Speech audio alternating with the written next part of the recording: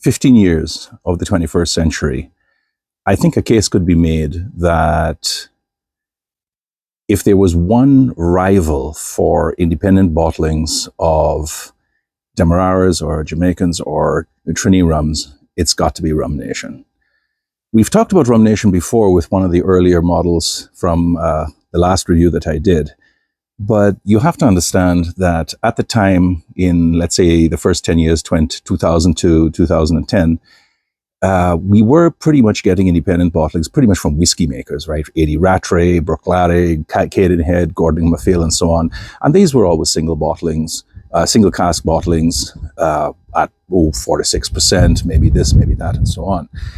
But I maintain that Rum Nation, which was founded by Fabio Rossi in Italy in 1999, after he had already established his Wilson & Morgan brand, had a strong case for rivaling Velier or even Renegade, who only lasted for 3 years, if you recall. Or, as I like to say, Velier and Rum Nation were Athens and Sparta, in a certain way. But if you recall, Velier made its bones with the age of the Velier's Demeraras and then the Caronis that followed. But at the same time, Rum Nation put together 2 series of bottlings. One of them was the series of Demerara rums, and they went back forever. They were issues from 1973, 1974, 1975, 1980, and so on. And they were about 15, 20 of these things. They were really quite incredible. At the same time, they were producing a series of Jamaican rums, and those dated back quite a ways as well. They were called the Supreme Lord series, and this is one of them. They're almost impossible to find now, largely because, of course, they flew under the radar for a long time, and then they gradually faded out of view, and nowadays it's just serious collectors, primarily in Europe, who have them. This one here is the Rum Nation specially selected Jamaican 1985 25-year-old, which is bottled at 4 to 3%. It's also called the Supreme Lord 5. The Supreme Lord 5 started with issues from 1974 with number 1, 1977, 1982. The Supreme Lord 4 was from 1986. And it went all the way up to the number 8, which was based on distillate from 1991. And gradually over time, they started to go down in age from 26 years to 25 years to 24 years, and then gradually to something like 16 years and so on. And somewhere around 2016, the whole Supreme Lord series, all of the Demeraras and so on, they were folded into this new series that they call the Rare Collection, which we're not going to talk here, but they were a completely different presentation. They were usually cask strength, and they carried the line forward into the new generation. Nowadays, of course, they also have these flagons, if you will, that are slightly square in shape, which are transparent, have nice etching, and they are the ultra premium Rum Nation editions that are still sought after quite a while because they're really quite good. But we're going back into the past here, and this one, which was issued in 2010, which, if you recall, I bought the entire line of rums that they had all at once, is really kind of special. What can I tell you about it? Well, it is from Long Pond, which by itself is quite interesting. It is 25 years old. It is bottled at 4 to 3%. I did actually test it this morning with my hydrometer, which is this. And it actually tests out at 40.56%. And what that means, of course, that it's got a little bit of sweetening in there, whether that's from caramel, which was the practice I think Fabio used at the time or whatever. Be that as it may, I think it is something that, although it isn't disclosed, I remember at the time that wasn't a big thing. The whole sugar imbroglio only started from 2014 going forwards. Whatever the case is, I want to assure you right off the bat that it doesn't actually make for a bad rum at all. So the rum at the time was issued like this, in a wooden box, nice etching, right, or nice printing. And when you take it out, this is the bottle that you get, right? There you go.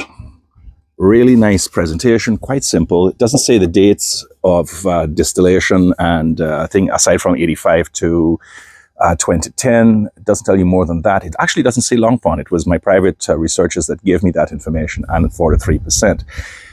I want you to notice this. The stamp, or the stylized stamp that is it. That is still something that you find on a lot of Rum Nation bottlings to this day. And it is because Fabio used to be a stamp collector in his youth, and having been one myself, I can completely understand why he was so enthralled with the old British Empire or the old, pre-1950s types of design and so on. This is definitely one of them. Right, so 4 to 3%, 1985 distillate from Long Pond, which means it's molasses. It's very likely pot still. I'm not entirely sure about that, but the important thing is how it tastes, because it really is kind of interesting. Long Pond, if you call, started to become really seriously well known when Velier put out the 4 editions, the Vale Royale, the Cambridge, the STCE, the Tech A, the Tech B, a few years ago. I think they were all like 10, 14 years old or something like that. But some of the most enormously interesting reviews have always been about the Tech A, which was completely batshit crazy, and it was just like off the reservation with its tasting notes and so on. I don't know which one this is, unfortunately. I don't know what the mark here is, but the important thing to understand is that it is really very nice. Yeah. If you knew your way around your Jamaican rums, you'd know this wasn't a Hampton. You'd kind of like say, is this one of the Worthy Park expressions, so on? But for my money, I think you could tell it's Long Pond with a little bit of practice. It's got that rubbery notes to it. It's got that fusel oil thing, wet leaves in a forest glade somewhere. It's got that really rich, loamy, mossy, earthy smell to it, which is really nice. The fruits start to come in only later, and it's fleshy, and it's got some flowers in it. It's got green grapes, apples, even very ripe pineapple just on the edge of going squishy. It really is kind of nice. And at 4 to 3%, you're going to get a lot out of it, in spite of whatever dampening effect that caramel has on it. I don't agree with it, but you know what? It makes it more approachable, and therefore I'm not going to mark it down for that. Wow. I actually tasted this last night on the deck here. I'm actually in Edmonton enjoying, a holiday with some friends of mine. The tasting is very much like what I remember last night when I started to think about this more seriously, because I wanted to let you know a little bit about an older bottling that you don't see very much anymore. It's got light fruits. It's got some heavier fruits mixed in with that. It's got some caramel, leather, smoke, tobacco, a little bit of funk, some iodine and some medicinal notes, a little bit of brine, olives, that kind of thing.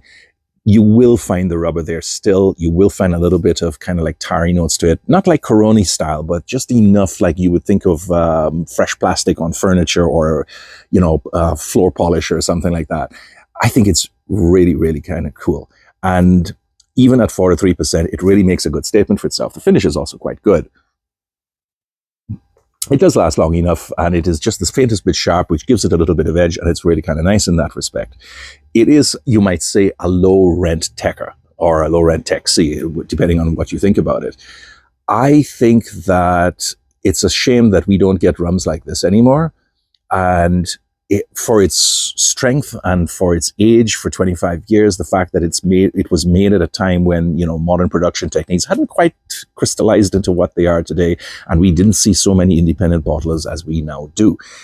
But I do believe that they did rival Velier at the height of their powers, and if they've gone off and started to do 10 different kinds of other bottlings with Réunion and Remonec and Guadeloupe and Jamaicas and Guyanese and whatever else that they still do to this very day and age, the old rums deserve a look every now and then, and if you can find it, it's really worth getting it. I bought this for $165 in 2010 or late 2009, and I never regretted the purchase. This is all that's left from that bottle. I think that it is worth getting, even if it's just for a dram. And in point of fact, remember, this is the Supreme Lord 5. If you can get the Supreme Lord 4, 3, 2, 1, and so on, you're going to be guaranteed of a good time. You are going to have some trouble researching it and figuring out where it's from. Rumex might have some information on this, and Fabio always responds to emails if you ask me, even though he himself isn't personally involved in Rum Nation anymore.